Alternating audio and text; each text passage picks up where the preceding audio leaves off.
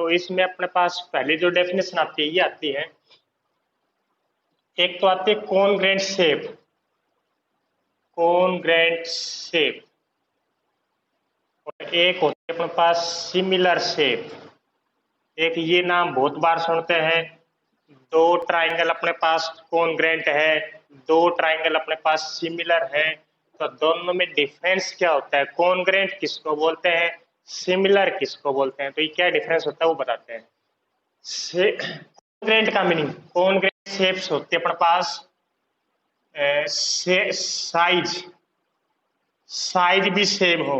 अगर अपने पास दो फिगर, दो दो तीन चार जितने फिगर है उन सब का अगर साइज सेम है और शेप, शेप भी अगर सेम है तो मैं उन दोनों फिगर का नाम बोल दूंगा कॉन्ग्रेंट फिगर है वाले। कॉन्ग्रेंट फिगर, साइज भी सेम, शेप भी सेम, उनको बोलते हैं कॉन्ग्रेंट फिगर्स ये वाले। तो अपने पास जैसे ये कहे, एक तो ये हाथ है, ये हाथ, एक ही हाथ है, क्या दोनों अपने पास कॉन्ग्रेंट है, बताएं। शेप भी सेम है शायद, हाँ शेप भी सेम है, एक दोनों के हाथ सेम, आवाज रही आई, और साइज, हाँ शायद प्रतीक बोल रहा, आवाज नहीं आ रही प्रतीक क्लियर बिल्कुल। तो शेप भी सेम है, साइज भी सेम है, तो दोनों का हम बोल देंगे अपने पास ये कॉन्ग्रेंट शेप है। सिमिलर फिगर कौन सी होती है, सिमिलर फिगर, शेप अपने पास शेप सेम हो, शेप सेम हो और डिफरेंट साइज हो अपने पास, तो उनको बोलते हैं सिमिलर फिगर। जैसे कोई एग्जांपल बता सकते हो सिमिलर्स का, सिमिलर फिगर का एग्जांपल कौन सी फिगर्स अपने पास सिमिलर होती हैं। मैं ये कहूँ, हाँ ये कह दो भाई अपने पास ये सर्कल्स हैं, एक सर्कल ये है, एक सर्कल ये है, देखो शेप तो एक जैसी है, शेप तो दोनों की एक जैसी है, लेकिन साइज दोनों का अलग अलग है, इसका साइज छोटा है, इसका साइज बड़ा है, तो हम इनको कहेंगे अपने पास ये सिमिलर फिगर है, ये दोनों अपने पास सिमिलर फिगर्स है। दूसरा, अगर मैं कोई स्क्वायर ले लूं, एक स्क्वायर ले लिया ये बड़ा, एक स्क्वायर ये है और एक, म्यूट करे भाई, म्यूट म्यूट कर लें, रुचि, रुचि म्यूट करे अपना।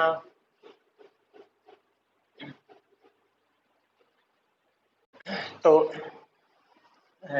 अगर मैं कहूँ दो स्क्वायर्स अपने पास, एक स्क्वायर है एक स्क्वायर है, क्या ये अपने पास कॉन्ग्रेंट है या सिमिलर है, कॉन्ग्रेंट है, सिमिलर है, हाँ सिमिलर, ठीक है म्यूट कर ले, म्यूट कर ले। तो साइज दोनों का अलग अलग, लेकिन सेम एक जैसी है, शेप एक जैसी है, साइज डिफरेंट है, तो हम इनको सिमिलर फिगर्स कहेंगे अपने पास। ऐसे ही अगर मैं कहूँ equilateral triangles, all equilateral triangle, all equilateral triangle similar है या कॉन्ग्रेंट है, सिमिलर, सिमिलर बिल्कुल ठीक, क्योंकि इक्विलेटरल होती है सारी साइड इक्वल, ये साइड ये साइड ये साइड, अब बड़ी भी बना सकते हैं इसको, ये साइड ये साइड ये साइड, दोनों अपने पास इक्वल है लेकिन साइज अलग अलग है, तो सारे इक्विलेटरल ट्राइंगल अपने पास ये है। सारे इक्विलेटरल ट्राइंगल जिसकी साइड 5 यूनिट है तो सिमिलर या कॉन्ग्रेंट, कॉन्ग्रेंट बिल्कुल ठीक है, सारे इक्विलेटरल ट्राइंगल जिसकी साइड 5 है तो इसकी साइड 5 5 5, तो अगर भी 5 ये लेनी पड़ेगी, तो शेप से साइज भी सेम आएगा, शेप भी सेम आएगा अपने पास, तो उस ट्राइंगल को हम बोलते हैं अपने पास congruent triangle. Shape same size same, shape same size different, similar, ये था ठीक है। अब अपने पास ये तो सिमिलर था, अब इसके बाद आता है, यानी अगर मैं कहीं गलती से कोई सिमिलर नाम बोल दूं और कहीं कॉन्ग्रेंट नाम बोल दूं तो मीनिंग समझ जाएंगे सिमिलर किसको बोलते हैं और अपने पास ये कॉन्ग्रेंट शेप किसको बोलते हैं, समझ जाएंगे शायद, मैं सोच रहा हूं जहां तक सिमिलर और कॉन्ग्रेंट में डिफरेंस पता लग गया शायद। अगली आती है, दो पॉलीगोन अपने पास, दो पॉलीगोन है, कोई भी दो पॉलीगोन को हम कॉन्ग्रेंट कब कहेंगे, बता सकते हो, कोई भी दो पॉलीगॉन को कॉन्ग्रेंट कब कहेंगे अपने पास? कोई भी दो पॉलीगॉन है, सेम साइड है, साइड सेम है। पॉलीगॉन का मीनिंग जैसे ट्राइंगल ले सकते हो, ट्राइंगल्स, क्वाड्रिलेटरल्स, पेंटागन, हेक्सागन, ये पॉलीगॉन से होती है हमारी। तो ये दो पॉलीगॉन सेम साइड वाली, जैसे दो हेक्सागन, दो पेंटागन, दो क्वाड्रिलेटरल, कॉन्ग्रेंट कब होगी अपने पास? कॉन्ग्रेंट कब होगी एक बार कोई? हाँ हाँ हाँ, साइज और शेप अगर बराबर हो तो मैं कह दूंगा कॉन्ग्रेंट आपके पास। पॉलीगॉन अब आती है सिमिलर कब होगी? सिमिलर, तो सिमिलर में ये डेफिनेशन के बजाय सिमिलर में हम दो रिजल्ट यूज करेंगे। जो फर्स्ट रिजल्ट क्या यूज करेंगे कि एंगल्स, दो पॉलीगॉन्स सिमिलर कब होगी? जब दोनों के एंगल एक तो इक्वल हो। अगर एंगल इक्वल हो, जैसे एंगल एक में अगर 30 का है तो दूसरे में भी 30 का ही होना चाहिए। यानी कहने का मीनिंग अपने पास में ही लिखता हूं, corresponding angles, corresponding angle, corresponding angle same same होनी चाहिए। यानी उनके आपस में जो एंगल्स हैं वो सेम होने चाहिए। कोरस्पोंडिंग वो नहीं, पैरेलल वाली बात नहीं कर रहा मैं। कोरस्पोंडिंग एंगल का मीनिंग है जैसे कोई फिगर अपने पास, इसका ये एंगल इसका ये एंगल के बराबर, ही कोरस्पोंडिंग एंगल बोल जाते हैं। ये एंगल इस एंगल के बराबर, ऐसे ये एंगल आपस में इसके बराबर, कोरस्पोंडिंग एंगल सेम हो। दूसरी बात are in same ratio, sides are in same ratio, sides are proportional. ये वाले अगर अपने पास कोई भी दो पॉलीगॉन है, कितनी भी साइड हो, 40 साइड हो, 50 साइड हो, 60 साइड हो, उन दोनों पॉलीगॉन को अगर हमें सिमिलर कहना है तो सिमिलर तभी कहेंगे जब अपने पास उनके एंगल्स इक्वल हो। अगर एंगल इक्वल है और दूसरी बात साइड्स का रेशियो आपस में, साइड्स का रेशियो अगर सेम है तो मैं कह दूंगा सिमिलर अपने पास। ये था। जैसे जैसे क्या बताएं, एक तो ये बताना, ये वाला ये है 90 90 90 90, एक ये अपने पास ये वाली 90 90 90 90, ये वाला एक साइड 1 2 3 4 5 6 7 8, ये साइड है। तो एक बार बता सकते हैं ये दोनों अपने पास सिमिलर है? कैसे, एक बार बता सकते हो कैसे?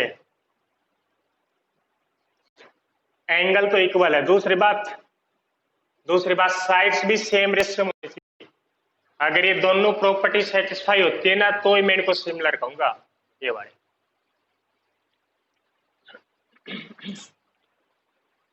देखो सिमिलर है, साइड्स का रेशियो 3 और किसका देखें, 3/5 आ रहा है, 4/7 आ रहा है, 1/6, 2/8, सिमिलर कहाँ बताइए? सिमिलर कहाँ होगी भैया? नहीं है सिमिलर, क्योंकि अपने पास एंगल्स तो सेम है, एंगल्स तो सेम आ रहे हैं, ठीक है, लेकिन दूसरी, हाँ हाँ बिल्कुल। और दूसरी बात साइड्स सेम रेशियो में, साइड सेम रेशियो में नहीं आ रही। ये देखो ये 4/7 आ रहा है, ये अपने पास 3/5 आ रहा है, ये 2/6 आ रहा है, ये 1/6 आ रहा है। अगर इनको इंटरचेंज भी करते जैसे मैं 3 और दूसरी साइड लेके देखो 3/7 लेके देखूं, 4/8 लेके देखूं, तो अलग अलग आ रही है सारी साइड्स। तो अपने पास ये दोनों फिगर सिमिलर नहीं है, ये वाली, these figures are not similar, ये वाली। लेकिन हाँ ये साइड है 1 2 3 4, और ये साइड में 1 2 3 4 के बजाय अगर मैं ये लिखता हूं 2 8 6 4, अब है सिमिलर, अब है। एंगल्स तो आ रहे हैं, एंगल्स तो सेम आ रहे हैं। फिर हम रेशियो देखते हैं, रेशियो का मीनिंग 1/2 करके देखा, साइड्स का कोरस्पॉन्डिंग साइड्स का रेशियो देखा, ये तो आ गया 1/2। दूसरी देखिए 4/8, 4/8 का मीनिंग होता है 1/2। ऐसे 3/6 करके देखेंगे, 3/6 का मीनिंग 1/2, और अगला 2/4 करेंगे वो भी 1/2।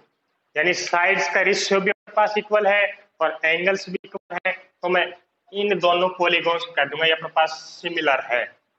ये वाले दोनों सिमिलर है अपने पास, ये था। अब क्या है दूसरी बात जो ये रेशियो आया है, अपने पास जो 1/2 ये रेशियो निकल के आया है, इस रेशियो को हम बोलते हैं scale factor, SCALE, scale factor. Scale factor का मीनिंग होता है जो साइड्स का रेशियो है वो कितना है। स्केल फैक्टर अपने पास 1/2 का इसी वाला ये था।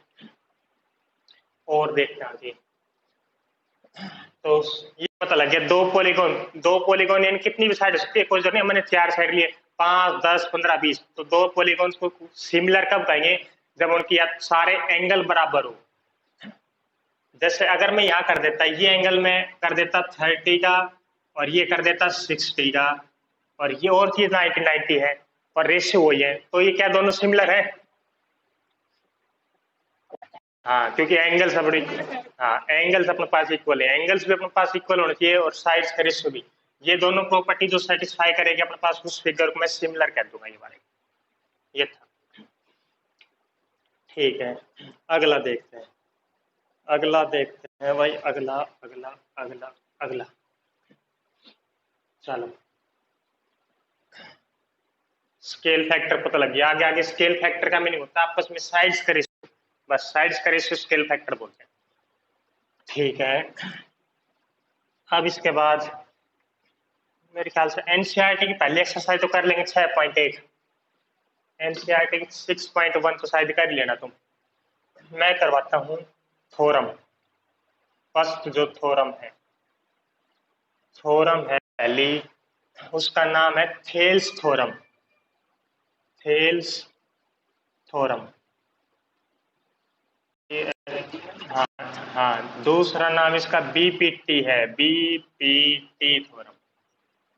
थेल्स थ्योरम पूछे या बीपीटी थ्योरम पूछे एक ही बात होती है। बीपीटी की फुल फॉर्म होती है क्या था, basic proportionality theorem, basic proportionality theorem या थेल्स थ्योरम, दोनों का सेम मीनिंग है। नाम बोलना ठीक, अभी इसका नाम थाली वाली बोल लो, थाली थ्योरम, थाली थ्योरम, बिस्कुट पैकेट थ्योरम, तो थेल्स थ्योरम और बीपीटी। अब इसके एक बार स्टेटमेंट बन सकते हैं बिना पढ़े, स्टेटमेंट अगर याद हो तो, बिना देखे है कोई स्टेटमेंट याद? इसमें ये थी, हाँ हाँ, एक लाइन ड्रा करना, हाँ एक मिनट, एक लाइन ड्रा, हाँ एक लाइन ड्रा करनी है पैरेलल टू एक साइड, एक line, if line is drawn parallel to one side of a triangle, ठीक है। अब जो लाइन ड्रा की है वो intersect other two side at different point, तो then line divide in the same ratio, कुछ ऐसी थी, लिख देता हूं क्या थी, एक बार मैं समझा देता हूँ फिर लिखेंगे इसका। इसमें ये कह रखी है ABC, एक लाइन ड्रा करनी है हमने, एक लाइन ड्रा करनी है पैरेलल टू वन साइड, एक लाइन ड्रा करेंगे पैरेलल टू वन साइड। तो जैसे कोई भी एक साइड ले सकते, ये वाली भी ले सकते हैं, ये वाली भी ले सकते हैं, ये वाली, मैंने मान ली इस वाले लाइन के पैरेलल एक लाइन ड्रा करता हूँ, ये मैंने लाइन ड्रा की, ठीक है, DE, ये लाइन मैंने इसके पैरेलल ड्रा की, ठीक है, मान ली। अब ये कहता है intersect the other two side, जो लाइन हम ड्रा करेंगे ना, लाइन तो ऐसे ड्रा कर सकते हैं, बाहर भी ड्रा कर सकते हैं, यहाँ भी ड्रा कर सकते हैं, यहाँ भी ड्रा कर सकते हैं, लेकिन इसमें इंटरसेक्ट द, एक बार म्यूट कर ले, सभी खुड़ ज्यादा हो रही है, रुचि के पास ऑन कर रखे, रुचि कुछ टाइम के लिए म्यूट रखे, तो कर रखा है, दोबारा समझा देता हूँ, एक मिनट, रुचि 1-2 मिनट के लिए थोड़ा सा म्यूट कर ले, 1 मिनट के लिए, रुचि आवाज आ रही है शायद,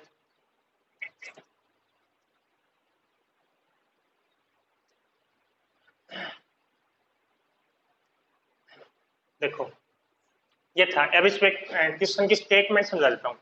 क्वेश्चन की स्टेटमेंट ये है, एक लाइन ड्रा करनी है, एक लाइन ड्रा करनी है, ठीक है, कैसे लाइन ड्रा करनी है, parallel to one side, triangle की एक साइड के पैरेलल, तो ट्राइंगल की एक साइड कोई भी ले सकते हैं, ये वाली ले सकते हैं, ये वाली, इसके पैरेलल एक लाइन ड्रा करनी है। अब बात है कि इसके पैरेलल यहाँ भी ड्रा कर सकते हैं हम, यहाँ भी नीचे ड्रा कर सकते हैं, और भी नीचे कर सकते हैं, और भी नीचे कर सकते हैं, लेकिन दीवार को खराब करे बिना मैं ये कर लेता हूँ, बोर्ड पे ड्रा कर लेता हूँ ये लाइन। फिर इसने एक बात और कह दी इसके साथ, एक लाइन ड्रा करनी है parallel to one side intersect the other two sides.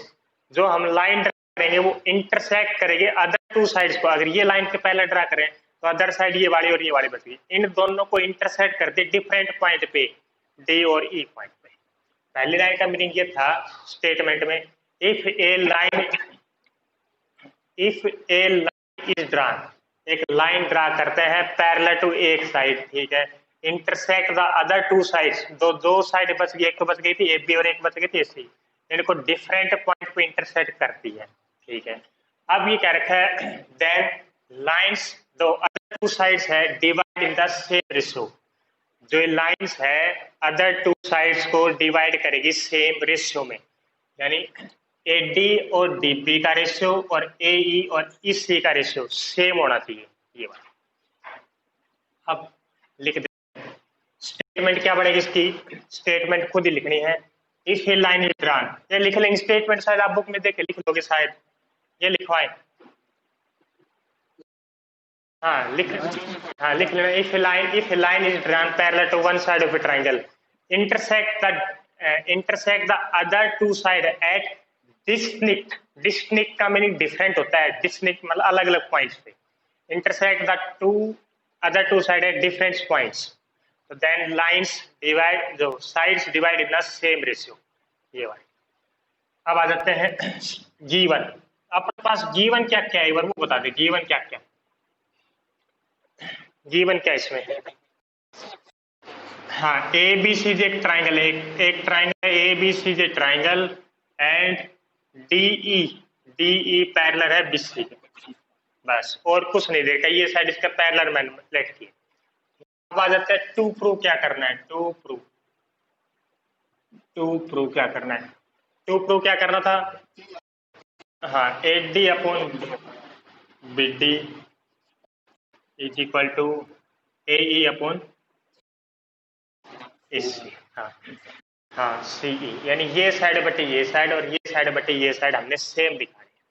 तो देखो मैं एक छोटी सी कंस्ट्रक्शन करूंगा, कंस्ट्रक्शन में बाद में लिखता रहूंगा, जरूरत पड़ेगी वहां लिख लेते हैं। एक बार मैं, एक ये है, अगर अपने पास कोई एक्यूट एंगल ट्राइंगल है, कोई एक्यूट एंगल ट्राइंगल है और एक है ऑब्टूज एंगल ट्राइंगल, ऑब्टूज एंगल ट्राइंगल ये वाले, तो एक बार ये बताना है एक्यूट एंगल ट्राइंगल में अगर मैं कोई परपेंडिकुलर ड्रा करता हूँ, यानी हाइट निकालता हूँ, कहने का मीनिंग इस ट्राइंगल की हाइट निकालूंगा, तो मैंने एक परपेंडिकुलर ड्रा करना पड़ेगा ये वाला, तो मैं कह सकता हूँ AD एक अपने पास ये हाइट होगी इस ट्राइंगल की, एक्यूट एंगल ट्राइंगल की। ऐसे ही अगर ये कोई ट्राइंगल है ABC, ये वाली एक ऑब्टूज ट्राइंगल है, इस ऑब्टूज एंगल ट्राइंगल की अगर हाइट फाइंड करूं, हाइट, तो मैंने एक परपेंडिकुलर ड्रा किया ये वाला परपेंडिकुलर ड्रा कर लिया D, तो एक बार बता सकते हैं इस ऑब्टूज एंगल ट्राइंगल की हाइट कौन सी है, इस ऑब्टूज एंगल ट्राइंगल की हाइट कौन सी है,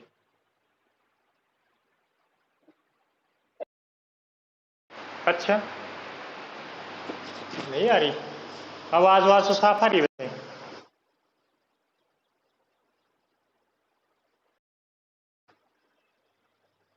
अब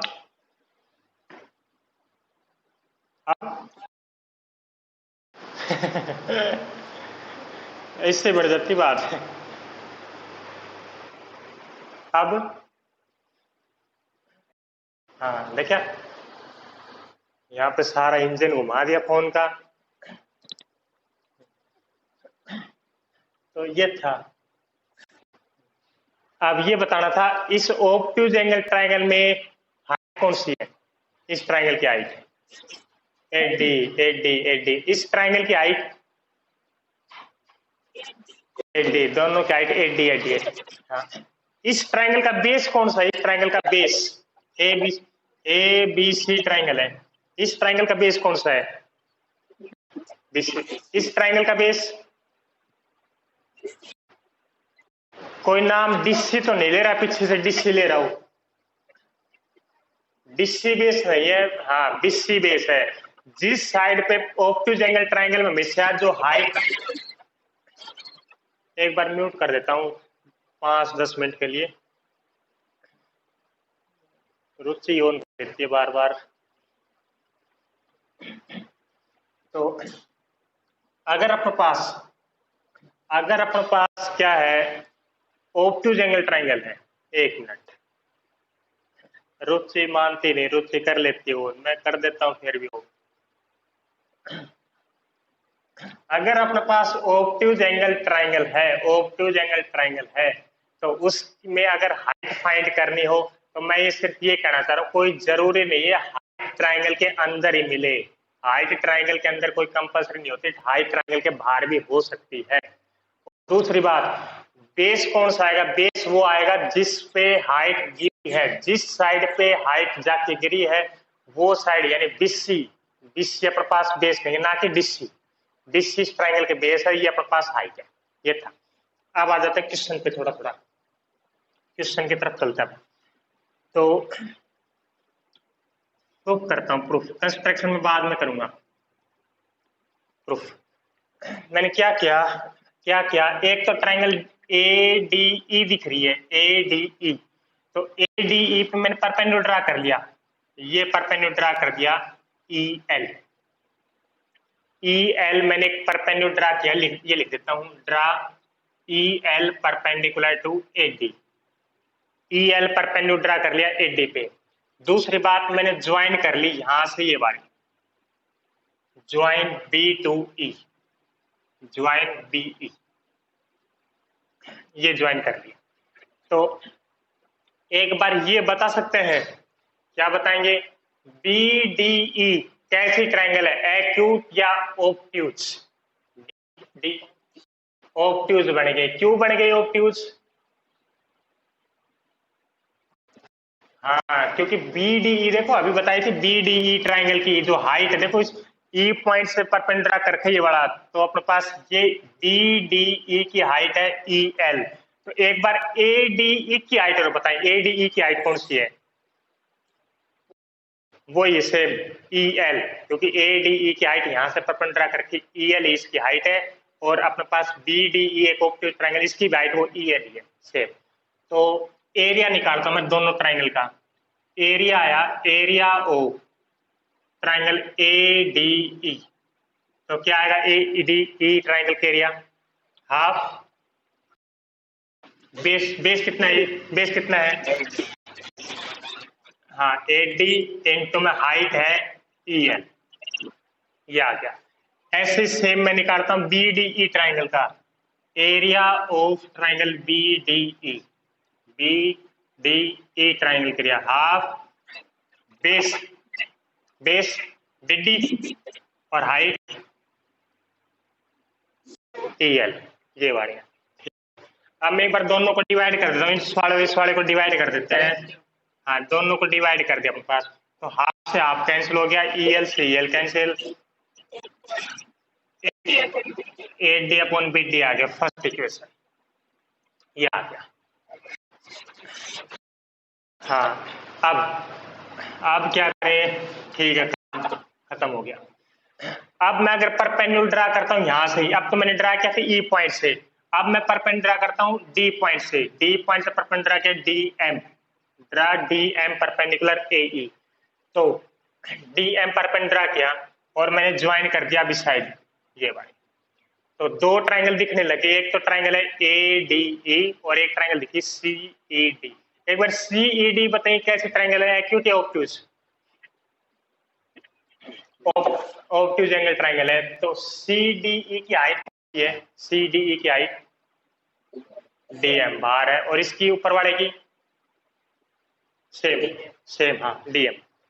तो मैं निकालता हूँ ऊपर वाले एरिया का, निकालता हूँ ऊपर वाले ट्राइंगल के एरिया, तो area of triangle A D E, तो ये आएगा हाफ बेस कितना है ए डी ई का, हाँ बेस अब ए ई, क्योंकि इस साइड पर परपेंडिकुलर जाके गिरा है, तो बेस हो गया हाफ ए ई और हाइट हो गई डी एम, ये बात। हाँ ऐसे अब निकालता हूं मैं सी डी ई ट्राइंगल का, तो area of triangle C D E, half C D E, base अपने पास है, बेस इस साइड पे जाके परपेंडिकुलर गिरा है तो बेस हो गया सी ई, सी ई। और हाइट कौन सी है, हाइट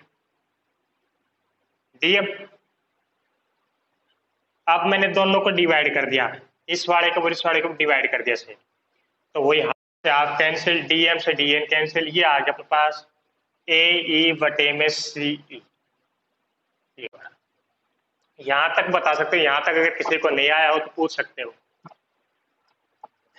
यहां तक अगर किसी को नहीं आया हो तो पूछ सकते हो। मैंने क्या किया था, एक बार तो ए डी ई और ये वाला ट्राइंगल एक बार जो किया ये वाले, और एक बार मैंने ली थी इस साइड वाले, इस साइड ज्वाइन करके वाले। तो पूछ सकते हो, अगर यहां तक अगर नहीं आया हो या दोबारा करवाना तो पूछ सकते हो। बस क्वेश्चन ही खत्म होने वाला अब तो।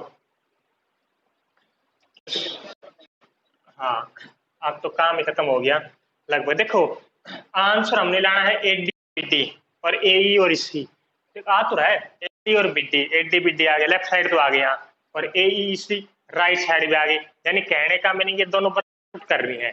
अगर ये दोनों बराबर आ जाए, ये दोनों इक्वेशन अगर बराबर आ जाए तो अपना आंसर ही आ जाएगा। ये बराबर कब आएगी, जब पास यानी दोनों की लेफ्ट साइड इक्वल होगी। एक बार लेफ्ट साइड में देखते हैं, लेफ्ट साइड में क्या दिक्कत है, एरिया ऑफ ट्रायंगल एडी, इसमें भी एरिया ऑफ ट्रायंगल एडी है, यानी ऊपर वाली चीज तो सेम है दोनों में, ठीक है। नीचे बी डी ई और नीचे सी डी, बस ये डिफरेंस, नीचे ट्रायंगल बी डी है और नीचे इसका नीचे है सी डी ई का एरिया। अगर इन दोनों का अगर एरिया इक्वल बन जाए, इन दोनों का अगर एरिया इक्वल बन जाएगा तो अपने पास लेफ्ट साइड, इसकी लेफ्ट साइड और ये वाली लेफ्ट साइड अपने पास दोनों सेम आ जाएगी। तो बी डी ई और सी डी, एक तो ट्रायंगल थी ये वाले बी डी ई और एक ट्रायंगल थी सी डी ई, ये दोनों के एरिया की इक्वल है। हाँ हाँ, बी डी ई और area of triangle C D E बिल्कुल सेम है। सेम क्यों है, ये अपने पास दोनों ट्रायंगल सेम पैरेलल के बीच में आ रही है, बेस सेम है, सेम पैरेलल के बीच में। हाँ, triangle on the same base, triangle on the same base and between same parallel, triangle on the same base, same base पे है एंड सेम पैरेलल लाइंस के बीच में है। सेम पैरेलल लाइंस के अगर बीच में हो तो मैं कह देता हूँ दोनों ट्रायंगल अपने पास एरिया इक्वल होगा। ये वाला, ये 9th में थ्योरम थे अगर याद हो तो, उसमें अगर दो ट्रायंगल अपने पास सेम बेस पे है, दोनों का बेस कौन सा है, डीई बेस पर, डीई बेस पे, डीई बेस पे अपने पास ये ट्रायंगल बन रही है वाली, और डीई बेस पे ये वाला ट्रायंगल बन रही है, और दोनों सेम पैरेलल लाइन के बीच में आ रही है, तो दोनों का ट्रायंगल अपने पास, दोनों का एरिया इक्वल होगा। ये वाला ये था। तो दोनों का अगर एरिया इक्वल है, दोनों का एरिया इक्वल है, तो एक बार ये साइड और ये साइड सेम बन गई या नहीं बड़ी, बड़ी या नहीं, क्योंकि ऊपर एडी का एरिया है, इसमें ऊपर एडी का है, नीचे बीडी का है और इसमें सीडी का है, तो मैं कह रहा बीडी और सीडी का एरिया दोनों इक्वल है, तो दोनों इक्वल है, मेरे ख्याल से ये पूरी और ये पूरी साइड इक्वल आ गया। तो from first and second left equal आ गई कंप्लीट, तो राइट भी हम इक्वल कर देंगे। तो ए डी अपॉन में B D is equal to A E upon में सी ई, ये वाली पूछ सकते हो, या दोबारा करवानी है थ्योरम कंप्लीट हो गई थेल्स थ्योरम पास, नहीं हो तो पूछ। हाँ ठीक है, जिसको नहीं आया हो वो पूछ सकता है भाई, एक एक थ्योरम एक एक क्वेश्चन इंपॉर्टेंट है यहाँ से। थेल्स थ्योरम तो पेपर में आएगी उसकी तो 99, तो दोबारा पूछना चाहो पूछ सकते हो भाई, कोई स्टेप यहाँ से या ऊपर से हटा देते हैं, फिर नहीं पूछ रहे तो नहीं पूछ रहे। चलो आप बताना, मैं थेल्स थ्योरम से 4-5 रिजल्ट निकाल दूंगा। 4-5 रिजल्ट क्या निकाला मैंने भाई, थेल्स थ्योरम क्या बताती है, थेल्स थ्योरम क्या बताती है, Thales theorem A B C, अगर ये लाइन मैंने इसके पैरेलल ड्रा कर दी, एक ये लाइन इसके पैरेलल है, तो हमने पहला रिजल्ट क्या निकाला, ए डी अपॉन में डी बी, थेल्स थ्योरम से प्रूव किया ए टी अपॉन में D B is equal to A E upon में सी। ये वाला आपने प्रूव किया है, ये साइड बटे में ये और ये साइड बटे में ये साइड।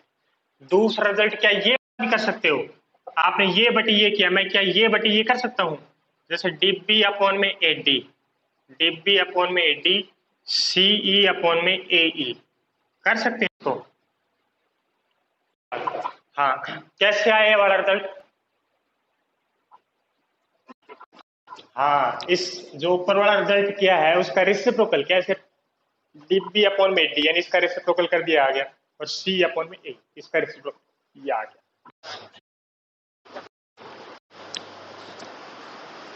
अरे 5वीं का नहीं है तुम, 10वीं को? वाओ, चलो याद दिला दिया, चलो फिर भी बता दिया, मुझे नहीं पता था, अभी लॉकडाउन का चक्कर था ना, भूल गए हो। ठीक है, यानी ये एक उसमें उसमें ध्यान रखना, कोई क्वेश्चन में अप्लाई करेंगे ना तो यहाँ से अगर स्टार्ट कर दिया, जैसे ए डी अपॉन में डी बी कर दिया, तो यहाँ से ए अपॉन सी करना है, कभी इस साइड तो ये लगा दिया और इस साइड ये कर दिया, यानी कहने का मीनिंग एक बार ये बताना, क्या ये भी लगा सकते हैं A D upon D B, A D upon D B is equal to C upon A, ये वाला भी होगी बात या नहीं? हाँ, ये वाली नहीं होगी, इस साइड तो आप at D upon D B करो, ये सी से स्टार्ट करो, तो ये वाली रिजल्ट नहीं अप्लाई करना है, ये ध्यान रखना है। ठीक है, अब एक तीसरी बात मैं लिखूंगा एट डी अपॉन में A B, at D upon में ए बी और ए ई अपॉन में सी, ए अपॉन में ए सी। हाँ, यानी एट डी अपॉन में ये कंप्लीट और ए ई अपॉन में ये कंप्लीट, ये भी बात हो सकती है, सही है वाली बात। कैसे आई, कैसे आई? हाँ हाँ हाँ, देखो कैसे किया इसको मैं बताता हूँ, नहीं बताता, बता देता हूँ, नहीं बताता ना, बता देता हूँ, यानी +1 और +1 ऐड कर दे दोनों साइड, इस साइड +1 इस साइड +1, तो अपने पास एलसीएम आ गया 80, इसका एलसीएम आया 80, क्योंकि +1 तो दोनों साइड ऐड कर ही सकते हैं, बराबर ही बात है, 80 एलसीएम आया, तो ये यहाँ पे आ गया 80 और ये आ गया प्लस का डिब्बी, इस साइड एलसीएम ले लिया ए ई, तो ये आ गया सी ई प्लस ए ई, ये बड़ा सी ई प्लस ए ई, सी ई प्लस ए ई का मीनिंग, सी ई प्लस ए ई का मीनिंग होता है ए सी अपॉन ए ई, और ए डी प्लस डिब्बी का मीनिंग, ए डी प्लस डिब्बी का मीनिंग होता है A B upon A B, यानी A B upon A D मैंने दिखा दिया, ए सी अपॉन ए ई के बराबर यही था, A D upon A B, नहीं इसमें उल्टा करके लिख रखा है, ए डी ऊपर ए नीचे, A D upon A B is equal to A E upon E C, ये बड़ा, यानी इसका रेसिप्रोकल भी, एक और रिजल्ट पता लगे इसका रेसिप्रोकल, यानी कहने का मीनिंग मैं सिर्फ ये बता रहा हूँ, +1 ऐड करने से ये साइड बटे में ये कंप्लीट साइड।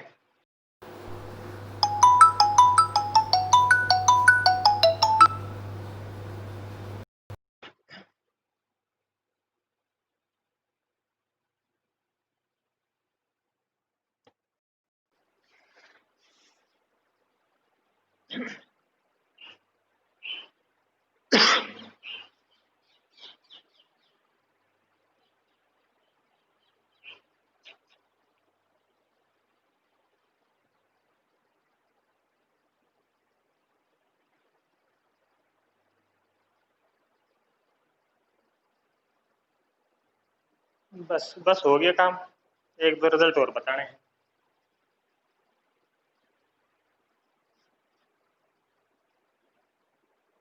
बस तो कर लेंगे तो, लेकिन ए बी सी सेक्शन,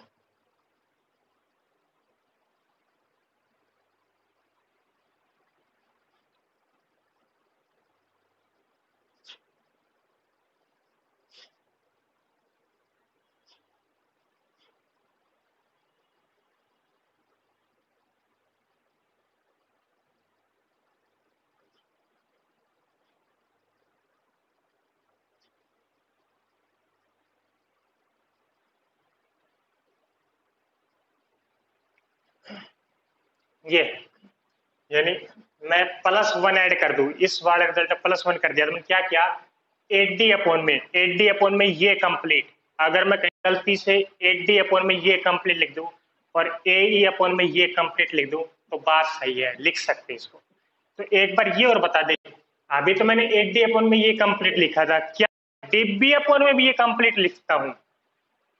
DB/में ये कंप्लीट, हाँ, यानी फोर्थ पार्ट हम कह सकते हैं DB/में वो कंप्लीट यानी AB, और यानी इस साइड CE/ में वो कंप्लीट AC। ये वाला रिजल्ट कैसे आएगा, ये वाला बता सकते, ये वाला रिजल्ट कैसे आएगा, DB/में ये कंप्लीट ना बताओ, और कोई बता सकता है, और कोई, और कोई भी ना बताने दूं।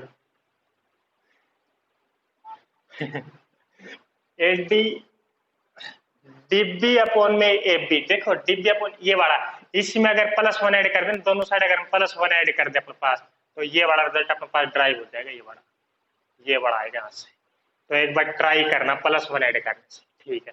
क्या मैं इसको ऐसे भी लिख सकता हूँ, इन दोनों के अलावा मैंने अभी लिखा था AD/में ये कंप्लीट, क्या मैं इसको ऐसे कर सकता हूँ, AB/में ये वाली, AB/में ये वाली, और AC/में AE, इसको भी लिख सकते हैं भाई, है ना। हाँ, हाँ, AB/में ये वाली और ये वाले अपन ये वाली, ये कैसा है, इसका रेसिप्रोकल करने से, इसका रेसिप्रोकल करने से, तो यही रिजल्ट है, बस कर लेंगे ये वाला।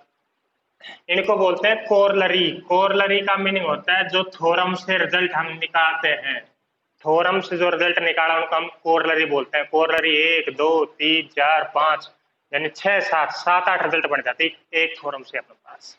ये बात कर लेंगे, बीपीटी थ्योरम या नहीं, ठीक है, और करवा दे, और नहीं